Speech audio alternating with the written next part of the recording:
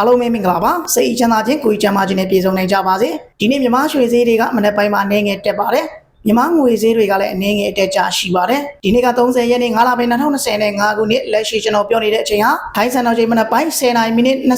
နစ်ရှိနေပါပြီမြန်မာရွှေက15ပဲရေတစ်ကြက်သားကို80သိန်းနဲ့မှ9000 16ပဲရေတစ်ကြက်သားကိုဆိုင်ကရောင်းတဲ့ဈေးက86သိန်းနဲ့မှ4000ဆိုင်ကလက်ခံတဲ့ဈေးက85သိန်းနဲ့မှ6000ရှိကျွန်တော်ပြောနေတဲ့ရွှေဈေးတွေကနေရာဒေသလိုက်ဈေးနှုန်းပြောင်းလဲမှုရှိနိုင်တယ်လို့ဈေးနှုန်းနဲ့ငယ်ကွာခြားမှုလည်းရှိနိုင်ပါတယ်ဒေါ်လာနဲ့မြန်မာကျပ်ငွေဈေးနှုန်းတွေကဒေါ်လာကိုမြန်မာကျပ်ငွေဆိုင်ကရောင်းတဲ့ဈေးက4430ဆိုင်ကလက်ခံတဲ့ဈေးက4380ယူရိုငွေကိုမြန်မာကျပ်ငွေ9030စင်ကာပူငွေဒေါ်လာကိုမြန်မာကျပ်ငွေဆိုင်ကရောင်းတဲ့ဈေးက3430ဆိုင်ကလက်ခံတဲ့ဈေးက3380တရုတ်ငွေတယွမ်ကိုမြန်မာကျပ်ငွေ618ကျပ်ဩစတြေးလျငွေဒေါ်လာကိုမြန်မာကျပ်ငွေ2845ကျပ်ထိုင်းမနဲ့မြန်မာကျပ်ငွေဈေးနှုန်းတွေကဗတ်ပိကျပ်ယူသမားတွေကဘတ်ငွေ950ကိုမြန်မာကျပ်ငွေ3သိန်းကျပ်ပေးပဲယူသမားတွေကကျပ်3သိန်းကိုဘတ်ငွေ935ဘတ်ဂျပန်ငွေ3310.16ကိုမြန်မာကျပ်ငွေ3သိန်းမလေးငွေ96.61ကိုမြန်မာကျပ်ငွေ3သိန်းကိုရီးယားငွေ3645.56ကိုမြန်မာကျပ်ငွေ3သိန်းဒီငွေ1924.55ကိုမြန်မာကျပ်ငွေ3သိန်းရှိကျွန်တော်ပြောနေတဲ့ငွေဈေးတွေကနေရာဒေသလိုက်ဈေးနှုန်းပြောင်းလဲမှုရှိနေတယ်လို့